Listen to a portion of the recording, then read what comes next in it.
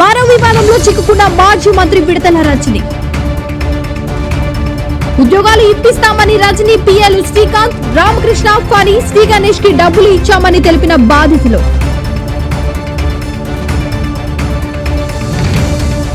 ఎస్పీకి ఫిర్యాదు చేసిన ప్రకాశం జిల్లా దోర్నాలకి చెందిన బి ఫార్మసీ విద్యార్థి కృష్ణ. మరో వివాదంలో చిక్కుకున్న మాజీ మంత్రి విడతల రజని మంత్రిగా ఉన్నప్పుడు ఉద్యోగాలు ఇప్పిస్తామని తమ వద్ద లక్షల్లో డబ్బులు తీసుకుని మోసం చేసిందని ఎస్పీకి ఫిర్యాదు. రజని పిఎల్ శ్రీకాంత్, రామకృష్ణ, ఫణి, శ్రీ గణేష్ కి డబ్బులు ఇచ్చామని తెలిపిన బాధితులు. ఎస్పీకి ఫిర్యాదు చేసిన ప్రకాశం జిల్లా దోర్నాలకి చెందిన బి ఫార్మసీ విద్యార్థి కృష్ణ డబ్బులు తిరిగి ఇవ్వాలని అడిగితే బెదిరింపులకు దిగుతున్నారన్న బాధితులు. వరుస వివాదాలతో చిక్కి ఉక్కిరి బిక్కిరి అవుతున్న మాజీ మంత్రి విడతల రజని. మాది ప్రకాశం జిల్లా దోర్నాల విలేజ్.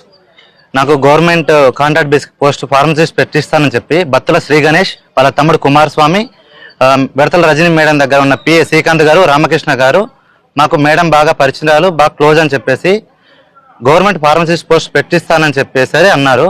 నేను సరే నన్ను ఒకసారి మేడం దగ్గరికి తీసుకెళ్లి మాట్లాడి ఇవ్వండి, నేను అమౌంట్ ఇస్తానని చెప్పాను. ఒక్కొక్క పోస్ట్కి 8 లక్షల దాకా అడిగారు. విడతల వారీగా డబ్బులు ఇవ్వమని చెప్పారు. ఫస్ట్ నన్ను మేడంతో కల్పించి మాట్లాడించండి అని చెప్పాను. నన్ను 2022 జూలైలో మేడం దగ్గర తీసుకెళ్లి నా అప్లికేషన్ మేడానికి ఇచ్చి, ఈ అబ్బాయికి ఫార్మసిస్ట్ పోస్ట్ కావాలి మేడం, మన మనిషి ఖచ్చితంగా పెట్టివ్వాలని మేడానికి చెప్పారు. తర్వాత మీరు ఏదన్నా ఉంటే శ్రీకాంత్ గారితో, రామకృష్ణ గారితో మాట్లాడుకోమని చెప్పారు. మాకు మేడానికి మీడియేటర్గా మధ్యలో బత్తల శ్రీ గణేష్, సన్నాఫ్ సుబ్బారావు, నూజడ్ల వినకొండ మండలం అతను, మాకు మేడానికి మాకు మధ్యలో మధ్యవర్తిగా ఉండి ప్రతిదీ తనే మాట్లాడిచ్చేవాడు. ప్రతిదీ మాకు ఏదన్నా డీటెయిల్స్ కావాలన్నా, నోటిఫికేషన్ ఎప్పుడు వస్తుంది ఏంటన్నా కూడా ఎమ్మటే డైరెక్ట్ మేడం దగ్గర ఉన్న పిఎస్, పిఏ వాళ్లకు శ్రీకాంత్ గారికి, రామకృష్ణ గారికి ఫోన్ చేసి మాకు ఫోన్లో డీటెయిల్స్ అన్ని ఎక్స్ప్లెయిన్ చేసేవాళ్ళు. నేను నోటిఫికేషన్ లేట్ అవుతుంది కదా, నేను అమౌంట్ సగం ఇచ్చాను, మరి ఎట్లా నా పరిస్థితి అది ఇది అని అడిగితే, ఇదిగోండి నేను నోటిఫికేషన్ ఇచ్చాను, నాది అప్లికేషన్ ఫాము, విడతల రజని కాడికి బత్తుల శ్రీ గణేష్ ఇతనే నా దగ్గర నుంచి డబ్బులు తీసుకున్నాడు. ఇతను డైరెక్ట్ మేడం దగ్గర తీసుకెళ్లి నాది ఫార్మసిస్ట్ అప్లికేషన్ చూపించి మేడంతో కూడా నన్ను మాట్లాడిచ్చాడు. నోటిఫికేషన్ లేట్ అవుతుంది కదా, ఇంకా నాకేం పోస్ట్ రాలేదని నేను అడిగిన తర్వాత 2023 జనవరిలో మళ్ళీ మేడం దగ్గరికి తీసుకెళ్లి మాట్లాడిచ్చాడు. మేడం నోటిఫికేషన్ వచ్చింది కదమ్మా, ఖచ్చితంగా పోస్ట్ అయిపోతుంది అన్నారు. మేడం గవర్నమెంట్ టైం అయిపోతుంది కదా, మరి ఎలా మేడం అన్నాను. లేదు 1 మంత్లో మీ పోస్టింగ్ జాయిన్ అయిపోతారు, ఏదైనా ఉంటే నేను మాట్లాడతానని మేడం నాకు అప్పుడు భరోసా ఇచ్చారు. ఇది ఇలానే కంటిన్యూ అవుతా ఉంది. నేను అయ్యే కొద్దీ గణేష్ని గట్టిగా ప్రెజర్ పెట్టాను. నా డబ్బులు ఎలా అన్నా, నేను ఇచ్చాను కదా, గవర్నమెంట్ కూడా అయిపోయింది, టీడీపీ కూడా వచ్చేసింది, మరి నా డబ్బులు ఎలా అంటే, నేను వెళ్ళిన ప్రతిసారి నాకు శ్రీకాంత్ గారితో కానీ రామకృష్ణ గారితో కానీ ఫోన్లో మాట్లాడించి ఒక వారంలో ఇస్తాను, 10 రోజుల్లో ఇస్తాను, నెలకి ఇస్తానని చెప్పి ఇలా చెప్పుకుంటూ వస్తున్నారు. నేను కొంచెం గట్టిగా ప్రెజర్ పెట్టి గణేష్ వాళ్ళ ఇంటికి వెళ్ళాను 2 times. వెళ్తే నన్ను రాజకీయంగా పోలీసు వాళ్ళతో కానీ ఇంకొకరితో ఫోన్ చేపించి బెదిరిస్తున్నాడు ఇతను. నేను గుంటూరు శ్రీకాంత్ గారు వాళ్ళ ఇంటి దగ్గరికి వెళ్ళినా కూడా అటు శ్రీకాంత్ గారు ఇల్లు ఖాళీ చేసి వెళ్ళిపోయారు, ఇటు బత్తల శ్రీ గణేష్ కూడా నూజట్లో ఇల్లు ఖాళీ చేసి వెళ్ళిపోయారు. దగ్గర ఇప్పటికీ ఈ వ్యక్తి ఒక 10 సిమ్ముల లాగా మార్చాడు. ఎక్కడున్నాడో తెలియదు, ఎక్కడ జాక్కున్నాడో కూడా తెలియదు. మాకు ఏదో రకంగా న్యాయం చేసి చేయాలని చెప్పి కోరుకుంటున్నాను. యాక్చువల్గా అయితే నన్ను డైరెక్ట్ మేడం దగ్గరికి తీసుకెళ్లి మాట్లాడిచ్చారు. ఇదిగోండి నేను అప్లికేషన్ ఇచ్చినప్పుడు మేడమే కదా నా అప్లికేషన్ ఫామ్, నేను బత్తుల శ్రీ గణేష్. ఇప్పుడు ఇటీవల ఏమన్నా మేడం కలిసారా మీరు? అసలు మమ్మల్ని కలవనేటలేదు కదండి, కదా. నా దగ్గర గణేష్ కొట్టిన ప్రతి ఒక్క ట్రాన్సాక్షన్ ఉంది, అతనితో మాట్లాడిన ప్రతి ఒక్క వాయిస్ రికార్డు కూడా నా దగ్గర ఉంది. అడిగిన ప్రతిసారి అదే మాట చెప్తున్నాడు. ఈ మధ్య గట్టిగా ప్రెజర్ చేస్తే ఒక 8 months బ్యాక్ మేడం ఎగ్గొట్టింది, నేనేం చేశాని అని చెప్పి ఫోన్ బ్లాక్ చేసేసాడు.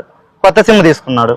నూజట్ల ఊర్లోకి వెళ్తే లేడు, ఇల్లు ఖాళీ చేసి వెళ్ళిపోయారని చెప్పారు. చిలకూరుపేట వస్తే వాళ్ళ తమ్ముడు మాకేం సంబంధము, నేను ఏదైనా ఎక్కువ చేస్తే నీకు అది చేస్తాను బెదిరిస్తున్నాడు. నేను పవన్ కళ్యాణ్ దగ్గరికి వెళ్తా అంటే, నువ్వు ఎవరి దగ్గరకన్నా వెళ్ళు, మాకు పెద్ద పెద్ద రాజకీయ పరిచయాలు ఉన్నాయి, మా పవన్ కళ్యాణ్ కూడా తెలుసు, నువ్వు ఎక్కడ కేసు పెట్టుకున్నా ఏం చేసినా నువ్వేం చేయలేవు, మా అయితే డబ్బులు తీసుకున్నట్టు ప్రూవ్ అవుతుంది, నీ డబ్బులు అయితే నీకు రావు కదా, మేము బెయిల్ తీసుకొని బయట తిరుగుతాము, నువ్వేం చేయలేవు అని చెప్పి నన్ను బెదిరిస్తున్నారు. ఇంకేదన్నా అడగాలన్నారు, నా దగ్గర డీటెయిల్స్ ఉన్నాయి అందరు. ఇతను నా ఒక్కరి దగ్గరే కాదు, ఇతను నాకు ఒక డాక్టర్ ఉన్నాడు, మా దోర్నాల్లో పనిచేసిన డాక్టర్, అతను నూజట్లో పోస్టింగ్ వచ్చింది. ఆ డాక్టర్ నాకు బాగా క్లోజ్ ఫ్రెండ్ అనమాట. అతను చెప్పాడు, ఈ గణేష్ ఇట్లా పోస్ట్ పెడుతున్నారా, నువ్వు కూడా అప్లై చేసుకోమని. ఇలా నేను ఒక్కరిని, నాతో పాటు మా దోర్నాల్లో 2 కట్టారు, మార్కాపంలో ఒకళ్ళు, నాకు తెలిసి ఒక 10-15 మంది కట్టారు. అమౌంట్ ఒక్కొక్కరికి ఒక్కొక్క పోస్ట్, ఒకళ్ళకి ఫార్మసిస్ట్ పోస్ట్, ఒకరికి ఎంఎన్ఓ, ఒకరికి యూడీసీ, ఇట్లా పోస్టులు, ఒకరికి స్టాఫ్ నర్సు, అట్లా ఒక్కొక్క పోస్ట్కి ఒక్కొక్క రకంగా అమౌంట్ ఫిక్స్ చేసి తీసుకున్నారు. ఇప్పుడు మిమ్మల్ని రజనీ గారి ఇంటి దగ్గర అసలు కలవనేయటం లేదు. ట్రై చేశారా ఫోన్లో అయినా కదా? ఫోన్ నెంబర్లు మాకు ఇచ్చిన నెంబర్లన్నీ స్విచ్ ఆఫ్ వస్తున్నాయి. నాకు శ్రీకాంత్ గారిది, రామకృష్ణ గారి నెంబర్ ఇచ్చారు, పని గారిది నెంబర్ ఇచ్చారు. ఆ 3 నెంబర్లు కూడా స్విచ్ ఆఫ్ వస్తున్నాయి. గణేష్ గారేమో అసలు అడ్రస్ లేరు. వాళ్ళ ఇంట్లో అడిగితేనేమో వాళ్ళు బెదిరిస్తున్నారు. మీరు ఇంటి దగ్గరకు వచ్చే మాట అయితే మేము పెట్రోల్ పోసుకొని చచ్చిపోతామని వాళ్ళ తమ్ముడు బెదిరిస్తున్నాడు. ఇప్పుడు స్టేషన్లో కంప్లైంట్ ఏమైనా పెట్టారా? ఇప్పుడే పెడుతున్నామండి. స్టేషన్లో పెట్టడానికి కూడా మీరు ఇక్కడ ఇవ్వలేదు కదా, మీ లోకల్లో కంప్లైంట్ పెట్టుకోండి, ఇంకోసారి కంప్లైంట్ పెట్టుకోండి అని ఈ రకంగా మాట్లాడతారు. అమౌంట్ ఎక్కడిచ్చి? అమౌంట్ విడతల వారీగా తీసుకున్నారండి. ఫస్ట్ డైరెక్ట్ మేడాన్ని పరిచయం చేయించి మాట్లాడిన తర్వాత చిలుకూరుపేటలో తీసుకున్నారు. తర్వాత దూరణాలు మా ఇంటి దగ్గరకు వచ్చారు గణేష్ వారు. తర్వాత ఫోన్ పేలో ట్రాన్సాక్షన్ చేశాను. శ్రీకాంత్ గారు, రామకృష్ణ గారు నాకు ఫోన్లు చేసి అదే గణేష్ గారి సెల్ నుంచే చేశారు. డైరెక్ట్ నా నెంబర్కి అయితే ఫోన్ చేయలేదు. నేను గణేష్ దగ్గరకు వచ్చిన ప్రతిసారి గణేష్ మొబైల్ నుంచే ఫోన్ చేసి అయిపోద్ది కృష్ణ, పని అయిపోద్ది, నేను మేడంతో చెప్పాను, ఒక వారం ఓపిక పట్టు, 10 రోజులు ఓపిక పట్టుకో, నీకు ఖచ్చితంగా అయిపోతుందని చెప్పారు. నాకు డైరెక్ట్ పిఏ నుంచి అక్కడ పోస్ట్ అప్లై చేసిన ప్రిన్సిపల్ కూడా కాల్ చేయించాడు.